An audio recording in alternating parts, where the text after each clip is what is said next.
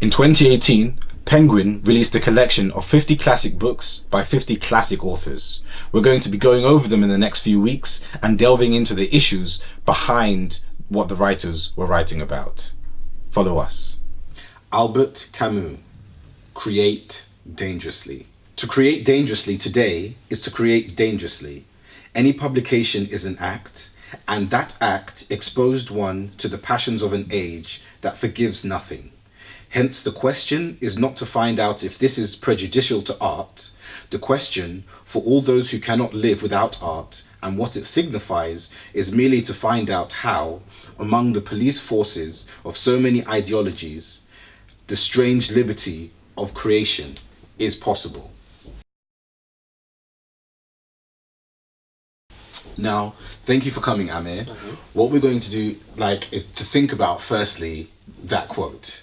Because to me, it was really striking. And what he's talking about to me is PC culture, right? He's talking about the forces which affect how art is received and which art is allowed to be perpetuated in society. Right. So, this is a really big issue because, since the election of Trump, 2016 and 2017, there's been this really big issue about safe spaces and about what's permitted on campus and what people should be discussing and no platforming and deplatforming and all these kinds of issues. And I think one of the greatest reasons that this is a big issue now is because of, not just because of the election of Trump, but because of somebody called Milo Yiannopoulos. And I know you're familiar with him. So he was doing a university tour at that time, and he decided to try and kind of expound a lot of these ideas in the most outrageous way possible, and then people came to kind of prevent him, some espousing some of these ideas, and then that became quite fractious as well.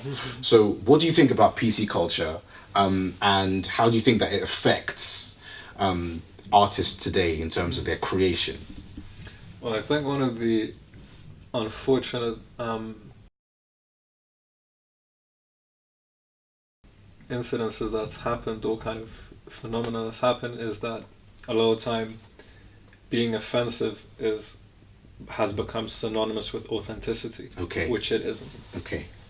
But because there's this kind of once these two are kind of linked, it's incredibly easy to be offensive.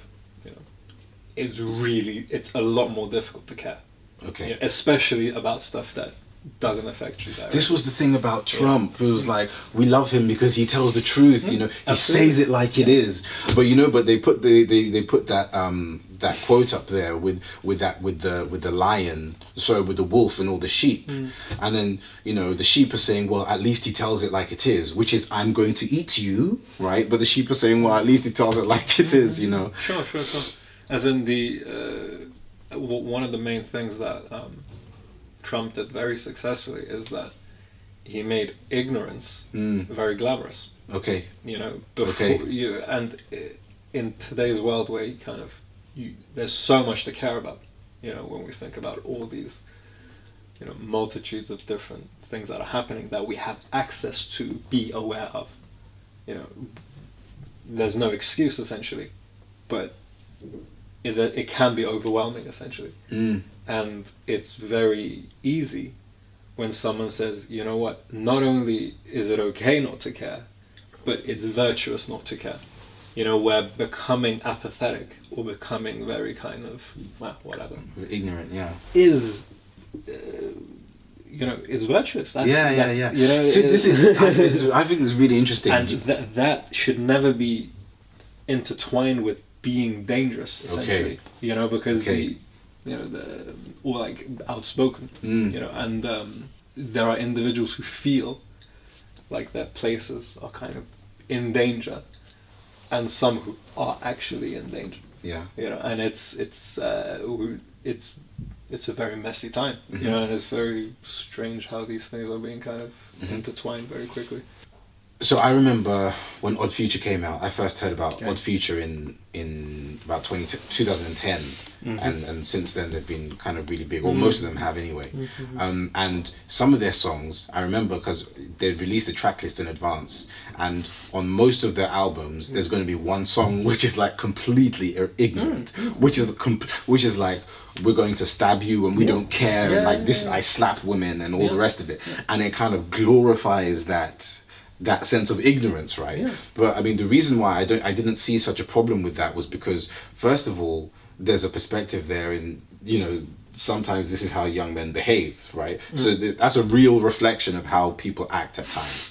Secondly, it wasn't the only thing that they had to offer. There was other things going on in the music, you know. It was that was useful. That wasn't what made you stay. Right, exactly. Exactly. So I mean there has to be a balance in everything. So you have this music and you're saying what you want to say, you know. Tyler is talking about his relationship with his father and all the rest of it, but sometimes he wants to go completely ignorant and kind of and I thought that they made that attractive, and I thought that was one thing that made or that enticed young people to them. So how do you feel about that? Do you think? Well, Odd Future is a very interesting example, as you said, because Tyler's was often accused of kind of being incredibly homophobic. Yeah, right. And he has a lot of homoeroticism in his recent. But now he says that he's gay. There's like a rumor that he's dating Jaden Smith or something. Sure, no, but again, there is this very it's an L, for example, where you had this kind of very conscious kind of hip hop that you see now, you know, and so it's interesting to see the progression of where it all started, where it was raw and unpackaged and it was just expression. There we go. To maybe there's a reason I'm calling gay people by the F word. Okay. Maybe it's not.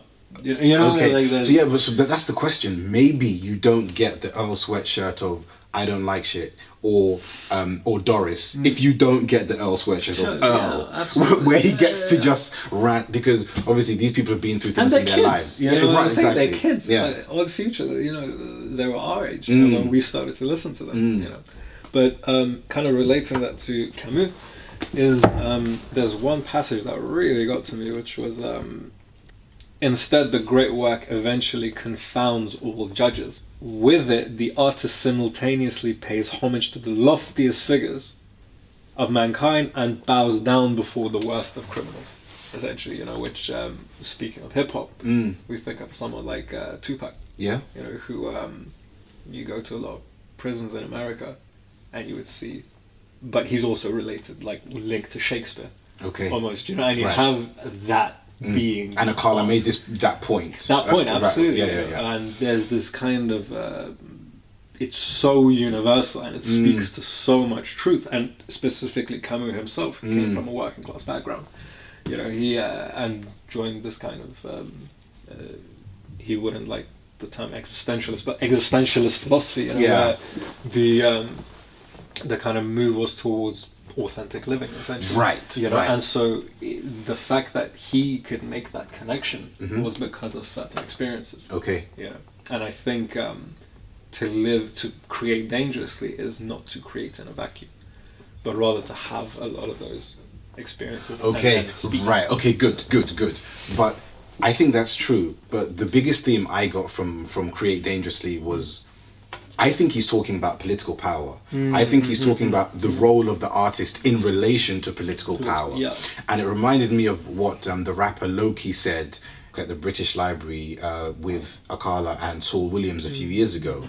That he said that hip hop at its best, at its very best, has challenged power, right? It hasn't supported power. So that's not to say anything about all of hip hop, because you can get different, but we say the very best of hip hop hasn't supported the power. And I think he was criticizing Jay-Z when he made that point. So Camus does the same thing, right? He differentiates. And Orwell does it as well. They all differentiate between different type of art. So Camus quotes Oscar Wilde, who says, I mean, he's got this famous quote, the greatest of all vices is superficiality. Yeah. You know, it's like the worst thing about you could be that you're inconsequential, you just rub it. It's just the facade, right? So Camus kind of supports this idea that there are two tiers to art, and Loki divided it into music which supports power and music which Serves challenges, power and right, challenges power, yeah. and Wilde kind of divided art between that which is superficial and that which isn't superficial. And then Camus himself speaks of intelligent intelligence and stupid intelligence, right. and art for art's sake, right? So it's kind of like, it reminds me of that quote by in the song Zionai, Silly Puddy, or Silly Puddy by Zionai, and he says, if you're stupid, it's not art, right? You have to have an intelligence behind there. So that's what I'm getting from Create Dangerously, is that how does your art relate to political power? Is it just a facade that kind of... Or is it just entertainment? Or is it, right, exactly, right. Is it superficial? Nice, yeah. Or is there something deeper going on? But see, that in and of itself is a political position.